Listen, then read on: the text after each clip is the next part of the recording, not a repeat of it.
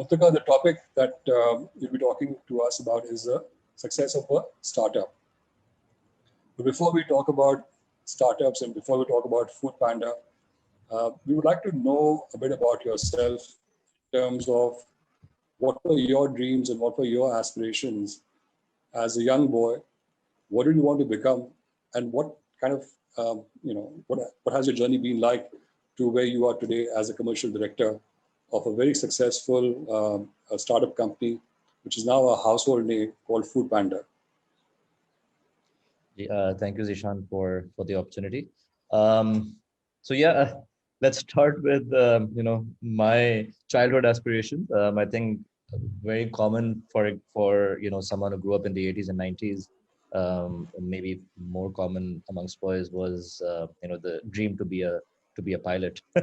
That was one of my dreams initially. But then when I did my O levels and A levels, so during that time sort of computers were becoming quite prevalent, everywhere, even in Pakistan, almost every household, started having one.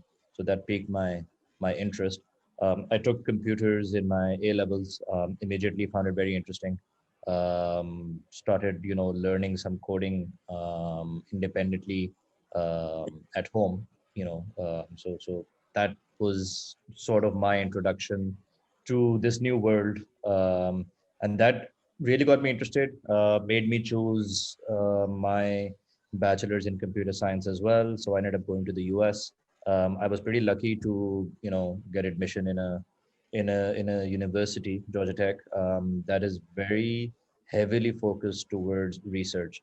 So when your alma mater is focused towards research, they the learning becomes very different from a traditional classroom learning. So lots of independence, lots of push towards experimenting.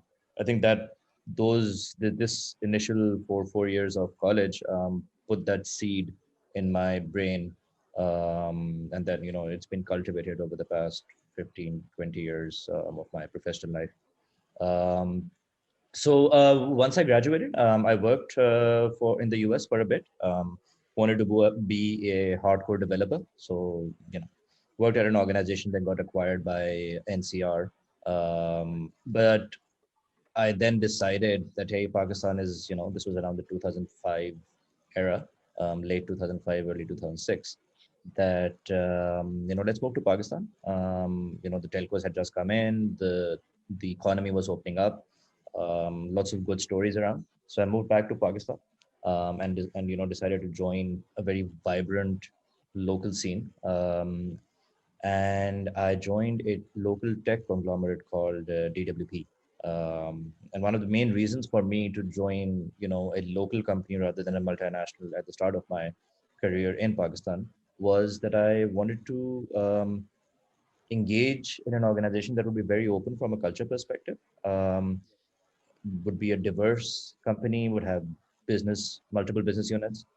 Historically, the older giants were very sort of bureaucratic and red taped.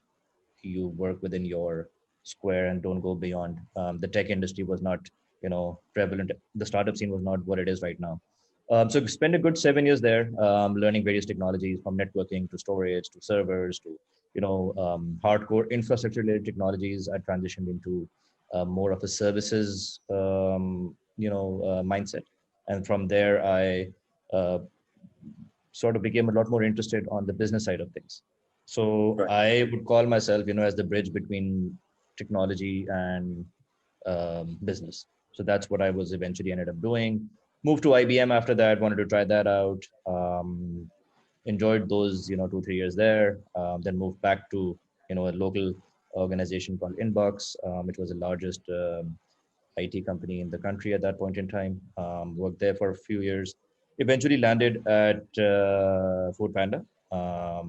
And one of the reasons to enter Food Panda at that point was, that same seed that was got sown in my head, to cultivate a little bit more of, independent thinking, trying out new things. Food Panda obviously was growing at that point in time. And, alhamdulillah, it's grown, leaps and bounds in the past, almost 1.5 years that I've been here as well. So yeah, that's been my sort of story in a nutshell. So your sort of association with Food Panda, how many years, so how long have you been with Food Panda? And more so, from what stages have you seen that company? So from a startup, were you there at the very initial stages when the company was coming together, or did you join so when the company already was well established? Or So I wasn't at Food Panda when it had initially started up. I joined last year, start of last year in January in 2020. But I have a very good idea of what journey the organization went through. Obviously, my CEO Noman, who was the initial founder of Eataway, he has told us a lot of the stories, and then we also reminisce and sit with our colleagues and understand. There are some colleagues who've been with Noman since day one as well, so we've seen the transition that was happening. So Eataway was established around 2011, 2012. Numan Sikandar Mirza, our CEO, he was the founder of that. He established that business. After around a year and a half, Food Panda, the international company, made an entry into the country as well. Over time, Eataway was giving Food Panda quite a tough time in the market. So at that time, Food Panda used to be a rocket entity, Rocket right, Ventures. yeah, So they were Rocket giving a was tough the time. company which also, yeah, Rocket was also the initial owners of Yes. Daraz PK. Yeah, Yes. Rocket actually was the main sort of, I think one of the main reasons behind was the main catalyst behind the tech industry. They were the ones who brought in some dollars into the country, right, acquired businesses, established businesses. So that was I think we owe them from that perspective. So Rocket decided to acquire 8way. So they acquired the company. I think this was probably the first actual technology exit from Pakistan. And they acquired the company and then made Noman the head of the combined E2A slash Food Panda entity. So at that point in time, Food Panda was essentially just a platform where we would marry the consumer with the restaurant. So you wanted to order something, you would tell us, essentially speaking through a tech system, and we would tell the restaurant, and then we would go away. There was nothing in the middle for us from that perspective. right, Quickly, and in this transition around 2016, 2017, Delivery Hero, the German giant, they acquired Food Panda as well. So Delivery Hero is our parent company based out of Berlin. They are a public company as well. They're listed on the German stock exchange. They're part of DAX 30, which is the top 30 companies, similar to how S&P 500 works. The German stock exchange has a DAX 30. So 30 companies are listed there. We are the only ones from this sector to be listed in DAX 30.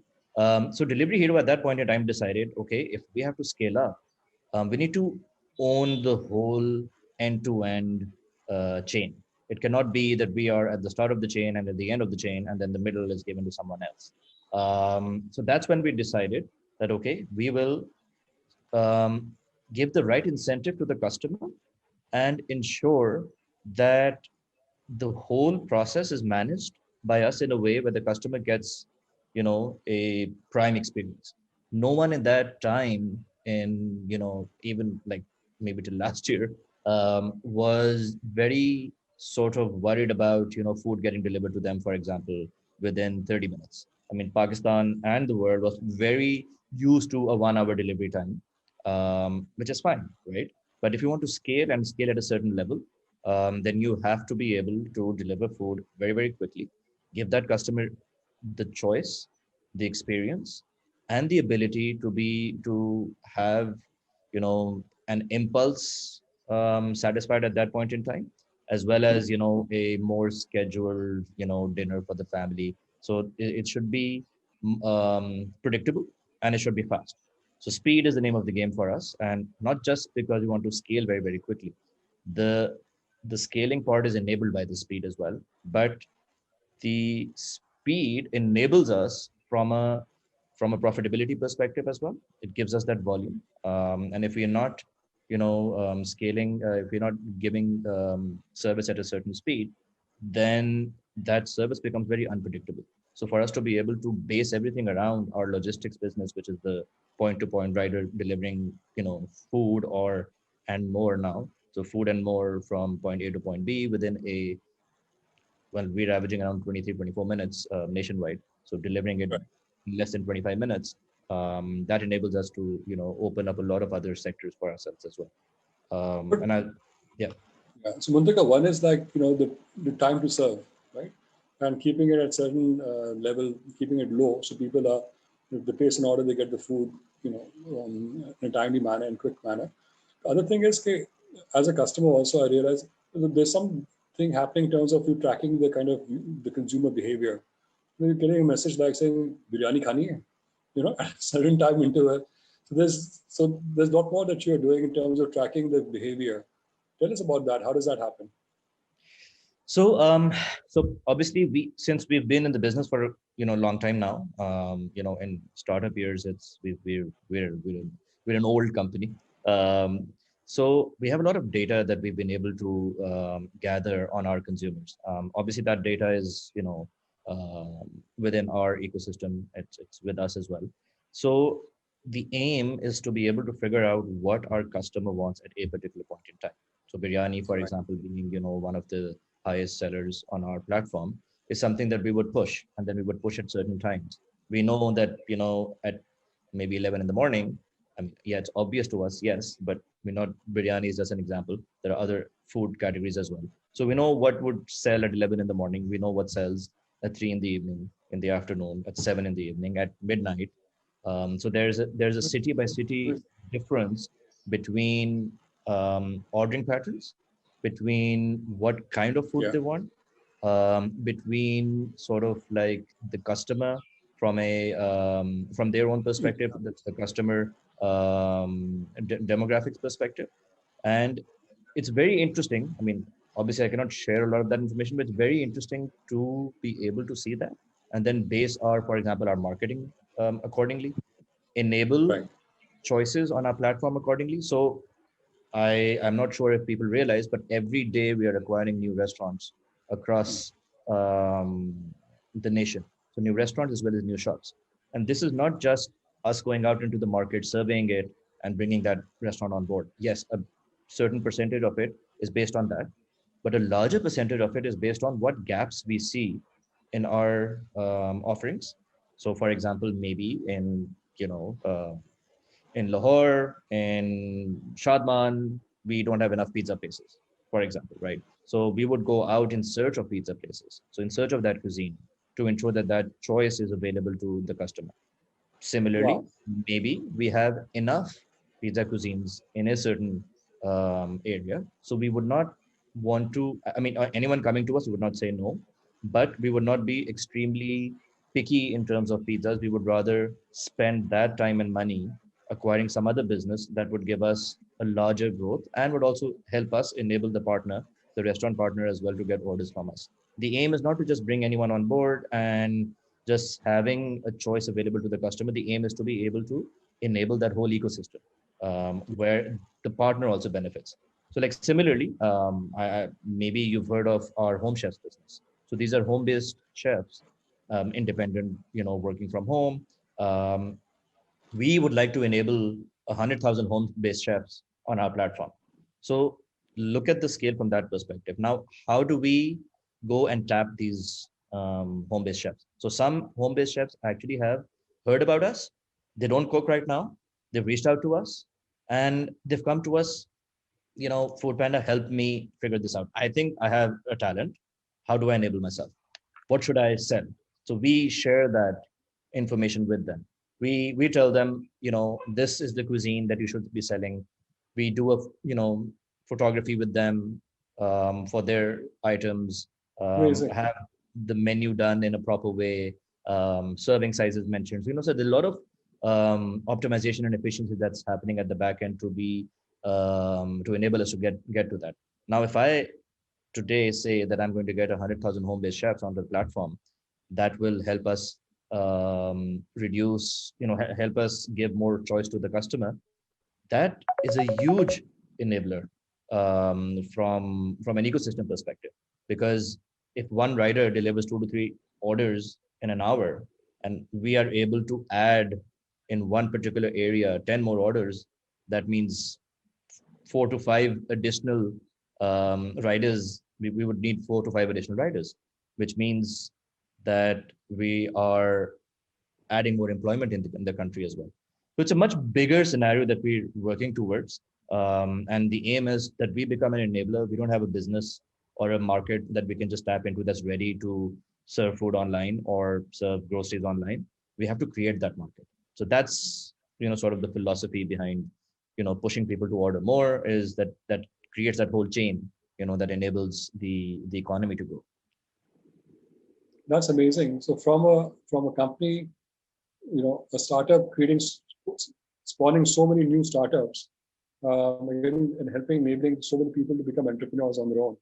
It's amazing how this, how you are actually creating these opportunities in the market. But at terms of, so you're saying from food delivery to grocery delivery to helping these, people who can do home catering and helping them actually to get going. So these are the things that Food Panda is enabling. Is there any other vertical that you're looking at to scale up Food Panda with? So groceries. Yes. If I quickly, so I look after the restaurants business, Right. the food business, essentially speaking. And then we have another vertical, which is our Mart's groceries business. So Right. that is something that we're looking after from which is a separate vertical within the organization. We have our own dark warehouses that we deliver from. So we have them in Karachi, Lahore, Islamabad, and Pindi right now. We just launched, 6 months back, and we have a pretty big, spread across the country in the major cities now, and we'll slowly be expanding, across the country on that as well. So that's what we call that is Q-commerce, which is quick commerce. Right. So that's what we are enabling. It's a worldwide push and initiative from Delivery Hero, and Food Panda has gone extremely aggressive into this, because we feel that that's a huge market that we can tap into, and it's a huge enabler for the customer as well. Imagine having groceries delivered to you within 20 minutes. You wake up in the morning, you run out of tea. You don't want to go out at that point in time, or you're not able to go out at that point in time. You order tea and milk from us, and you have that at your doorstep within 20 minutes. You can essentially make your tea in 25 minutes, without the ingredients being at home when you woke up. So that's that's the second vertical that we have. Then obviously we have the home-based shops, which is part of the food vertical. Other than that, what we're doing now is, so in Brazil, for example, it's a country of 220 million, slightly smaller than us, relative, more or less the same. They have 1 million restaurants there, Right. on aggregator platforms as well. So probably the restaurants that are not on the platform might be even higher. So they have 1 million restaurants serving 220 million people. In Pakistan, we don't have 1 million restaurants serving 220 million people, right? So how do we enable this ecosystem? I mean, I cannot go out and open a new restaurant. Obviously, that's not Food Panda's responsibility. But how can we enable that ecosystem? So for that, we've launched our shared kitchens vertical as well. So what that means is it's a dark kitchen, essentially, with no storefront, no walk-in customers, no dine-in customers, I mean. And we're establishing those kitchens across the country. And we want to establish 100, 200, 300, 400, 500 kitchens across the country, and take established restaurants, give them the ability to reduce their capex, to maybe 20% of what it would have been otherwise, and enable them to be able to launch in a new area within the country, within the city, or go out completely into a new city and launch over there, and not worry about the high cost of expansions, because that's one of the biggest reasons why people are not able to scale up. The cost of expansion is so high. They don't want to sit out, go into another city, and get that done. It's not easy, right? If you're sitting in Karachi, you want to launch in Hyderabad, yeah, you may be able to do that. It's close by. But if you want to launch in like a Sakkar or a Larkana or a Multan or a Lahore, it's not that easy. So we're enabling that ecosystem completely, to fill those gaps of restaurants that don't exist in your particular area. There are hundreds of restaurants that we would love for them to scale. They would love to scale. The consumers want them as well. but they don't have the opportunity. So we're linking that and enabling that ecosystem as well, from a restaurant supply and choice perspective on the platform. So that's what we've launched already. We've also working on, bringing some brands into the country as well. So we're working with our sister concerns in the Delivery Hero landscape. We've sent one of our local brands outside into the Middle East. So we're working on that part as well. Successful chains, sending them out into, enabling them to be able to launch outside of Pakistan. And similarly, bringing other brands into the country as well that are working well in APAC, for example. And we feel that it's a good match for us in Pakistan.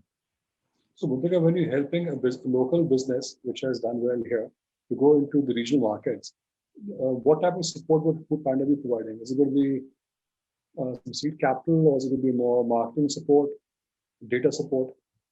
So the marketing and data support we provide, we link them up with our sister entity over there. So, for example, if you're looking to expand into Turkey, Yemek Sepeti is our sister company over there, part of the Delivery Hero entity.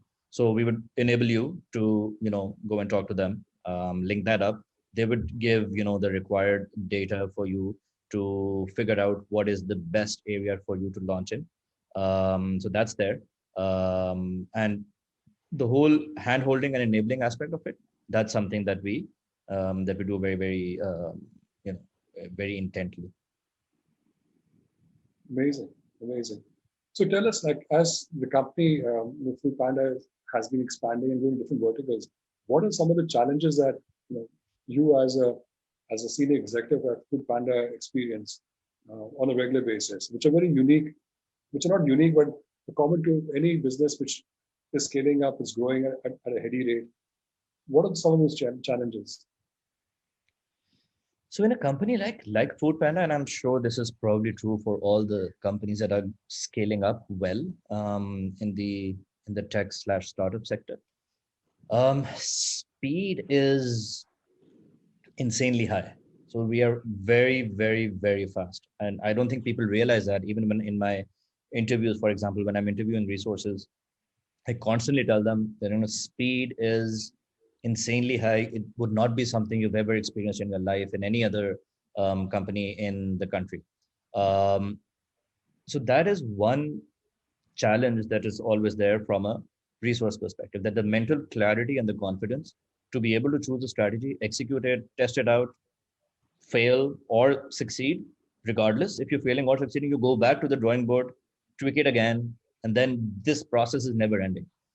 So the internal drive of people to be able to do this day in and day out, essentially 7 days a week, that's extremely important. There are other challenges as well. For example, we get challenges from the industry and partners, and by challenges I mean it's a mindset that we're trying to change. People were not willing to deliver food, were not willing to work, for example, on our timelines. So by our timelines, I mean, if you go to, a QSR, a quick service restaurant, you expect food to be delivered to you immediately, right? 2 minutes and it'll be there.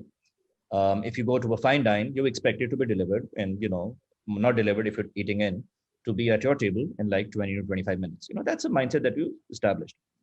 But if you're sitting at home and you're ordering food, you don't want that food to be with you in 1.5 hours. You want that to be delivered to you, within 30 minutes. For us to be able to deliver within 30 minutes, we have to ensure that the restaurant that we're getting the food from, they make the food in 10, 12, 13, 14 minutes, so that the 10 minutes of drive time that it takes for the rider to get to your home, that is optimized. That's not something that the restaurants were built towards. It's not something that they could not do. It was more about that their main aim was to serve the dine-in customers. That was historically how restaurants were established in the country. And they're still established like that as well. Obviously, if you have a dine-in and a delivery, people tend to obviously service the dine-in customers a lot quicker because they're sitting right there. And it's, more difficult to manage a customer experience when they're sitting right in front of you, as opposed to someone who's on the phone. So that's an understanding and learning. And I'm so happy when I go and meet to our restaurant partners and they come back to us and they ask us, okay, tell us how we can shave off 1 minute from our delivery times. Tell us how we can shave off 30 seconds. So they're actually optimizing their supply chain with us Right. by 30 seconds, 45 seconds, 1 minute. That's the granularity level that they're working on. And it's extremely, I love those discussions with our partners. And it's extremely amazing because end of the day, they're not doing that because of anything else. They're doing that because they believe that will give a superior customer experience to their consumers. And And it's more not speed about of the delivery. customer is coming from us or it's coming directly to them. They want to do it across the board. So that's the mindset that it takes time to be able to deliver that because you need the right kind of people in every chain on our side, on our partner side, to be able to listen and understand from that perspective. Um, Second is we don't have a big enough market in the country that has alluded to before in our conversation. We cannot just go and tap into there are a million restaurants sitting out there waiting to be acquired by us or they're reaching out to us. I mean that doesn't happen, right? So it takes a lot of hard work, takes a lot of sweat, a lot of effort, endless working hours, unfortunately, for our city teams to be able to acquire those restaurants at the right time and at the right rates. COVID has helped us in one way from a business perspective, but it's also been a challenge for us as well because, I mean, the talk of fees is everywhere, right? That the aggregators charge a certain amount of fees. The percentages being quoted are not correct, but that's fine. I mean, it doesn't matter. But so it becomes, a slightly longer sales cycle for us as well. So No, those are some of the challenges that we're facing right now. But you wanted to ask something? so how, for example, the lockdown हुआ है, तो उसमें तो the restaurants were ordered to basically shut down. There was no dining happening, right? So it was, it's basically it was all either you just drive and just collect your food and go away. So that would have actually positively impacted Food Panda's business. Wouldn't that be the case? Yeah, so it impacted our business from a positive way in terms of the number of orders that we were doing. That expanded obviously because customers couldn't go out, so they wanted food and groceries. That's when we launched our groceries business as well during this time. It was not supposed to be launched last March, April.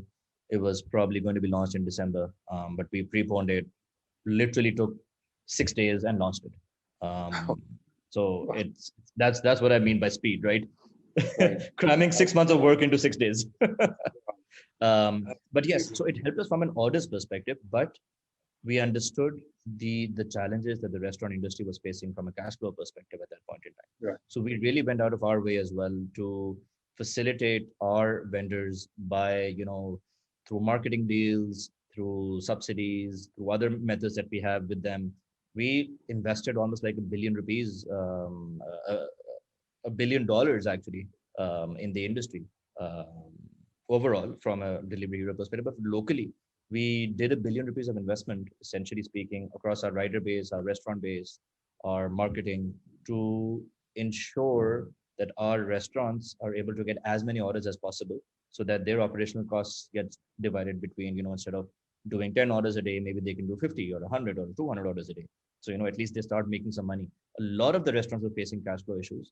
And a lot of them, I was surprised, did not lay off a single individual as well. They said, we will keep everyone on payroll. So, lots of good positive vibes towards the restaurants as well during this, during the lockdown. I mean, still there because dine-in still has not opened up. This hybrid, I think, is more confusing for them than a complete lockdown or a complete openness because they have Right. outdoor dining open, barish ho jaye, outdoor dining gets closed, so that becomes a problem. It's too hot, people don't come in to the restaurant. So yeah, it's a challenge for them to be able to manage that. So we're working with them in however we can to sort of subsidize, their workings. But from another challenge that I would like to highlight is, government relations. Now, that's very, very important in any country, especially in Pakistan. Our lawmakers, we we are in a disruptive business. The law was not built for those businesses, so the lawmakers need our help as well. So we're very closely working with all of the lawmakers across the IT sector, the technology sector, the tax authorities, local government, provincial governments, to sort of make them understand how our model works because it's a new thing for them. It's never been done in the country. They've seen some very progressive advancement on that end as well. So it's very, very important to engage. I think it's on all the, the startups to enable the government to understand and work with them, establish the ease of doing business, and identify how all our activities are adding, to the economy in the country. It's serving employment. It's money is rolling around. So lots of positive impact from there, be it us, be it like an Uber from a ride-hailing perspective, be it the Raz from a marketplace perspective, be it your fintechs that are coming in. So that money starts revolving around, employment gets established. So that's a huge, huge positive feel-good factor that the government doesn't realize because they don't know those numbers. So like, for example, if we have 25,000 riders, Baikia, has a similar number that they proudly advertise as well. Then from a ride hailing perspective, there are captains and, for Uber and Kareem, we're talking about, more than 100,000, 200,000 people being employed just from a point to point delivery perspective, whether they're delivering customers or they're delivering food or they're delivering groceries. So that's a huge positive impact on the economy. So that's something that we've established that we need to work very, very strongly with the industry as well, with the government as well. And lastly is the resources that need to align with the philosophy of the organization. And that's the most important aspect at the end of the day. So Muntaqa, tell me this, that especially for the viewers who actually the session will be live streamed. So most of the viewers are actually students and universities. And when you as a leader in an organization which is going through such a rapid growth, where you have to basically bring forward launch dates from what you were planning to do in 6 months to to 6 days, what type of people, what type of teams, what type of people do you hire to be able to come through to help the company to scale up in that kind of at that rate? That's a very, very, very good question. I think interviewing is more an art than a science. So you need to put as much science to it as possible. And then, there's still a chance of, that the resource not being able to gel in with the organization. But the team is everything. We have a wonderful team here at foodpanda. My colleagues, we would not have been able to scale without the dedication and the skill set that they bring to the table. I feel that these days, the core skill sets that are needed for work, there's a range of traditional skill sets and then the range of the more modern ones. And by traditional, I mean, historically, when you would interview someone, you would look at their educational background, how they present themselves in the interview, what kind of questions they ask, and, is their experience linked to what we want them to do here. These days, I feel, especially at the lower entry level to mid-level roles, even till middle management, subject matter expertise doesn't matter as much as the skills that the employee brings to the table. Because if you're entering into an industry that is built around disrupting an existing industry, that means that work has never been done in the country, right? Like you have fintechs opening up here, right? And then expecting someone with 5 years of fintech experience, that doesn't make sense because, they were not here. So how can you have someone with that experience, right? Similarly, we have AI and ML as buzzwords these days. People are trying to hire individuals with 3 years, 4 years, 5 years of experience around machine learning. There's no one there in the country like that because that wasn't sort of a job that was available in the country. So what we need to do is what core skills or attributes you look for there?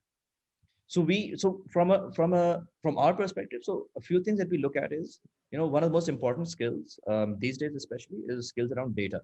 And by data, I don't mean that you need to be a data analyst, but what you need to be able to do is be able to think and read data properly. You should be able to understand what that data means. So otherwise, it's garbage in and garbage going out. So if garbage is coming in, you are making a call on that, and then the call is going to end up resulting into something that's going to be a negative thing. So very, very important to build that skill set in terms of clarity on the data that's presented to you. You need to be able to understand what that data means and then take calls around that data. Even on that side, there are two sides. One is the tech side of the data, which is, the analyst actually doing, the data extraction and working on that. And then there's the business side of the data, And then in the middle, there's the bridge. So there are three different sort of roles that are there. Um, so you need to be able to understand. That skill set is extremely important these days.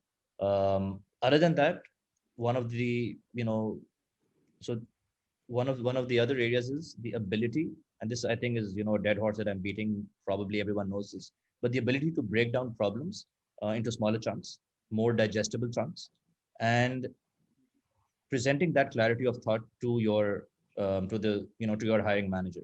It's a very, very critical skill, especially in an industry like ours, where we're scaling, and every day is a new problem that comes to us. So if you're not able to go to a 30,000 feet perspective, able to break it down into multiple smaller chunks, it becomes a huge issue. Interviewing skills obviously are important. Challenge the interviewer, ask questions if it's a more senior role. Don't just go and analyze the company page, read up on the news, what's trending in that industry, where it's going. Passion is another item, because work hours are insane. We're always on. Our consumer is the most active post midnight and on the weekends, which is supposed to be your time off, right? So we need to be engaged. So passion is extremely important. Unless you buy into the company, what the company is doing, don't just join them because it's something that's trending, but it should be something that's really something close to your heart. So I would again suggest everyone learn this skill set if they want to open their own startup or work in one. Ability to understand the data, ability to remove the noise from that data, make a business case around it, make a hypothesis, be able to test it out. Those are tangible skills that are really, really required, and are very they're not prevalent everywhere in the country right now. We have issues in terms of identifying those individuals, and I know our peers in the industry also having face the same issues as well. So we're constantly looking at each other's employees and poaching from them. But if you're more on the finance side of the business, the ability to learn financial modeling, that's an extremely, extremely critical skill. Be able to read your own cash flows. Raising funding is not the win. That's just the start of the start of the race. You need to be able to read how your company is going to scale up. What's the cash flow situation right now? People sometimes don't tend to look at it from that granular perspective. It's a very high level, unit economics are fine. Okay, let's go. But cash flows are what's really important in the country, especially in Pakistan. So you need to be able to see that. When will I get to a positive cash flow situation? So, Muntaqa, thank you so much for joining us today, and for giving us insights about Food Panda, and not just Food Panda as a company and how mashallah is scaling up, but also giving us an overview of how it's enabling so many other entrepreneurs and startups, and also working with the government to help educate them about how different where the opportunities are for collaboration, and for having policies which enable such companies like Food Panda to come and create so much employment here in Pakistan. So thank you so much for joining us today. And I hope the viewers actually have really sort of benefit from your insights and your experience. Thank you so much. Thank you for having me.